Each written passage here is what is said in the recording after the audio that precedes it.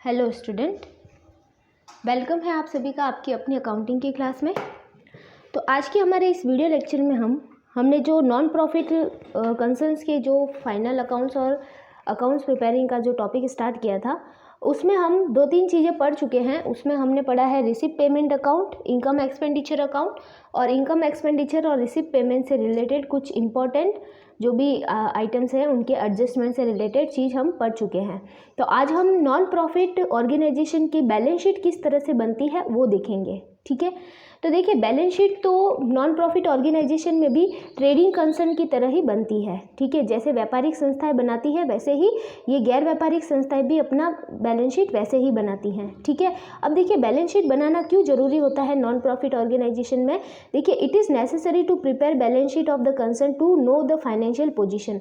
तो देखिए financial position जानने के लिए जो हमारा कंसर्न है, जो नॉन प्रॉफिट ऑर्गेनाइजेशन है, उसकी फाइनेंशियल पोजीशन को जानने के लिए बैलेंस शीट बनाई जाती है। ठीक है, और किसी भी बिजनेस में अगर बैलेंस शीट बनाई जाती है तो वो उसकी फाइनेंशियल पोजीशन को जानने के लिए ही बनाई जाती हैं। ठीक है, अब देखिए इस बैलेंस शीट को हम देखिए थोड़ा सा डिटेल में देखते हैं, क्योंकि ये नॉन प्रॉफिट ऑर्गेनाइजेशन की है तो इसमें थोड़ा सा कुछ चेंजेस हो सकता है।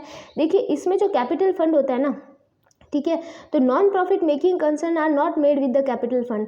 तो वो कैपिटल फंड से स्टार्ट नहीं होती है, लेकिन वो धीरे धीरे अपनी सेविंग से कैपिटल फंड बना लेती है। ठीक है, देखिए जब भी कोई नॉन ट्रेडिंग ऑर्गेनाइजेशन जब स्टार्ट होता है तो उसमें कैपिटल की कोई ज़रूरत नहीं होती है। ठीक है, वो धीरे धीरे वो फंड बचा करके अपना कैपिटल फंड तैयार करते हैं। ठीक है, तो ये बात है। और बाकी देखिए आगे जब हम बैलेंस शीट बनाएंगे तो कई बार हमें क्या हो सकता है कि बैलेंस शीट का कैपिटल का ओपनिंग बैलेंस नहीं दिया हुआ हो। ठीक है, कैपिटल फंड का, तो वो हमें खुद को ही कैलकुलेट करना होता है।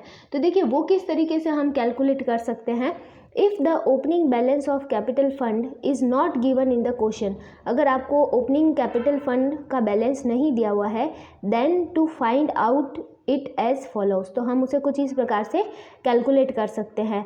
एक फॉर्मूला लगा सकते हैं हम, opening balance of capital fund is equal to total assets in beginning. जो हमारे स्टार्टिंग में, ईयर की स्टार्टिंग में, फाइनेंशियल ईयर की स्टार्टिंग में जितने हमारे असेट्स हैं उन सब की टोटल कर देना। ठीक है, उसमें से लेस करेंगे हम टोटल लाइबिलिटी इन बिगिनिंग, और बिगिनिंग की जितनी भी लाइबिलिटी है, ओपनिंग बैलेंस है लाइबिलिटीज़ के, वो सारे माइनस कर देंगे ऐड करके, तो हमारा ओपनिंग कैपिटल फंड आ जाएगा। ठीक है, और दूसरा तरीका ये है कि हम क्या कर सकते हैं, ओपनिंग बैलेंस शीट बना सकते हैं। ठीक है, ओपनिंग बैलेंस शीट बना करके भी हम ओपनिंग कैपिटल फंड कैलकुलेट कर सकते हैं।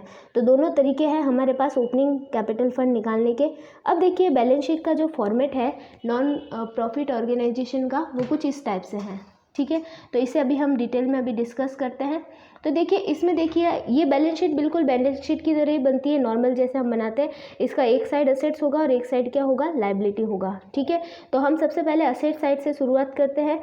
तो देखिए असेट साइड में हम सबसे पहले लिखेंगे फिक्स असेट्स। ठीक है, फिक्स असेट्स में जितने भी land, building, furniture, machinery, plant वगैरह जो कुछ भी होगा वो सारा कुछ इसमें आ जाएंगे। जो भी फिक्स असेट्स उस ऑर्गेनाइजेशन के पास में होंगे वो सब इधर लिख देंगे। फिर हम लिखेंगे करंट असेट्स। ठीक है, करंट असेट्स में जो भी स्टॉक, मटेरियल, डेटर, वेटर जो कुछ भी होगा एज इट इज़, वो हम सारे कुछ इसके अंदर लिख देंगे। इसमें कैश का बैलेंस और बैंक के बैलेंस भी हमें लिखने हैं, कैश एट बैंक और कैश इन हैंड। ठीक है, फिर हम लिखेंगे इनकम रिसीवेबल। ठीक है, जो इनकम रिसीवेबल होने वाली है हमें, ठीक है, एडवांस में इनकम जो हमें रिसीव होने वाली थी, जैसे कि सब्सक्रिप्शन इन एरियर, जैसे कि जो सब्सक्रिप्शन है वो हमारा एरियर में चल रहा है। ठीक है, वो अभी हमें रिसीव होना है, अभी होगा कभी ना कभी। ठीक है, तो वो इनकम हमारी एसेट्स बन जाती है। फिर इंटरेस्ट अक्रूड, जो हमारा इंटरेस्ट है जो हमें रिसीव तो हो गया लेकिन अभी हमें मिलना है। ठीक है, वो मिल सकता है कभी भी फ्यूचर में, तो वो हम यहाँ पे लिख सकते हैं। ठीक है, अब सब्सक्रिप्शन मोस्ट ऑफ इसमें आने वाला है, जैसे कि कोई सब्सक्रिप्शन है हमारे करंट ईयर से रिलेटेड है, वो हमें इस साल में मिला नहीं है तो वो हमें कभी भी मिल सकता है आगे। ठीक है, एडवांस मतलब ये कह सकते हैं कि आगे मिल सकता है। ठीक है, फ्यूचर में एडवांस। फिर देखिए इंटरेस्ट भी अगर कोई ऐसा है जो हमें मिलने वाला है फ्यूचर में, जो अभी ड्यू तो हो चुका था हमारा इस करंट ईयर में लेकिन मिला नहीं है, तो वो भी कभी भी फ्यूचर में आपको मिल सकता है, तो वो हमें यहाँ पे लिखना है। ठीक है, फिर हम लिखेंगे प्रीपेड एक्सपेंसेस, जो हमारे एक्सपेंसेस हमने एडवांस में पेमेंट कर दिए। ठीक है, पहले से ही पेमेंट कर दिए, जो करंट ईयर के नहीं थे, आगे आने वाले फ्यूचर में आने वाले ईयर के थे, तो वो हमने पहले से ही पेमेंट कर दिए, तो वो भी हमारे क्या कहलाएंगे, असेट साइड में लिखे जाएंगे। ठीक है, तो ये है आपकी पूरी असेट साइड। अब हम डिस्कस करते हैं लाइबिलिटी साइड। ठीक है। तो देखिए लायबिलिटी साइड बहुत इंपॉर्टेंट है। इसमें सबसे पहले आपको लेना पड़ेगा कैपिटल और जनरल फंड, ठीक है। जो कैपिटल फंड होगा उसमें आपको ओपनिंग बैलेंस लेना है, और ओपनिंग बैलेंस अगर क्वेश्चन में नहीं दिया है तो आपको ये वाला फॉर्मूला लगाना है, total assets in beginning minus total liabilities in beginning. और ये भी नहीं कर सकते तो हम ओपनिंग बैलेंस शीट बना के ओपनिंग कैपिटल फंड पता कर लेंगे, ठीक है। फिर जैसे हम ओपनिंग कैपिटल फंड पता करेंगे फिर उसमें हम क्या करेंगे, ऐड करेंगे कैपिटलाइज रिसिप्ट। जो हमारे कैपिटलाइज रिसिप्ट है, जैसे कि फॉर एग्जांपल डोनेशन हो गया बड़ी अमाउंट का, ठीक है, जो भी कैपिटलाइज रिसिप्ट्स रहेंगी वो सब हम कैपिटल के अंदर ऐड कर देंगे, ठीक है। इसके बाद हम ऐड करेंगे सरप्लस। सरप्लस क्या होगा कि हमारा जो इनकम एक्सपेंडिचर अकाउंट हम बनाएंगे उसमें अगर आपकी इनकम ज़्यादा रहेगी एक्सपेंसेस से तो आपको क्या आएगा, सरप्लस आएगा, ठीक है। तो सरप्लस जो आएगा वो आपको कैपिटल में ऐड करना है। और अगर डेफिसिट कैसे आएगा, जब आपके एक्सपेंसेस जो है वो इनकम पर ज़्यादा रहेंगे तो आपके क्या आएगा, डेफिसिट आएगा, ठीक है। तो हम फिर डेफिसिट आता है तो हम लेस करेंगे और सरप्लस आता है तो हम ऐड करेंगे। ये दोनों चीज़ें एक साथ में नहीं आएगी, इन दोनों में से कोई एक ही टर्म एक साथ आएगी, ठीक है। या तो सरप्लस होगा या फिर डेफिसिट होगी। तो सरप्लस है तो हमें ऐड करना है, डेफिसिट है तो हमें लेस करना है, ठीक है। फिर इसके बाद जो फाइनल आपके क्लोजिंग बैलेंस आएगा कैपिटल का उसे हमें बाहर आउटर में यहाँ पे शो करना है, ठीक है। फिर बात करते हैं अदर स्पेशल फंड। दूसरा कोई स्पेशल फंड अगर आपको स्पेशल डोनेशन वगैरह कोई रिसीव हुआ है तो वो हमें यहाँ पे लिखना है, ठीक है।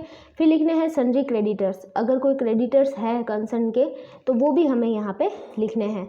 फिर लिखने हैं आउटस्टैंडिंग एक्सपेंसेस। आउटस्टैंडिंग एक्सपेंसेस मतलब वो एक्सपेंसेस जो कि हमारे करंट ईयर से रिलेटेड थे लेकिन अभी तक हमने उनका पेमेंट नहीं किया है, ठीक है। तो वो सारे आपके आउटस्टैंडिंग एक्सपेंसेस कहलाएंगे, तो वो हमें यहाँ पे लिखने हैं, ठीक है। फिर हम बात करेंगे next income received in advance. अगर आपको कोई इनकम एडवांस में रिसीव हो गई है, पहले से ही रिसीव हो गई है, ठीक है, जिसको हम अनअर्न इनकम भी कह सकते हैं, तो ये जो अनअर्न सब्सक्रिप्शन होगा जो कि एडवांस में आपको रिसीव हो जाएगा तो वो हमें इस साइड में लायबिलिटी साइड में शो करना है, ठीक है। और भी दूसरी कोई इनकम है जो आपको एडवांस में रिसीव हो गई है तो वो हमें शो करनी है इस साइड में। तो ये बैलेंस शीट का फॉर्मेट है नॉन प्रॉफिट ऑर्गेनाइजेशन या नॉन प्रॉफिट कंसर्न का, ठीक है। तो इसे हमें ध्यान में रखना है, जब हम प्रैक्टिकल क्वेश्चन करेंगे तो हम इसे अप्लाई करेंगे, ठीक है। अब देखिए ये जो फॉर्मेट था ये इसलिए बन सकता था वो मैंने यहाँ पे बना दिया है पूरा, ठीक है। और ये बैलेंस शीट में आपको एक तो ओपनिंग कैपिटल फंड निकालने का ध्यान में रखना है और बाकी ये फॉर्मेट पूरा आपको ध्यान में रखना है। अब बाकी का जो आगे के टॉपिक और प्रैक्टिकल क्वेश्चन है वो हम नेक्स्ट वीडियो लेक्चर के अंदर करेंगे। Okay, thank you so much.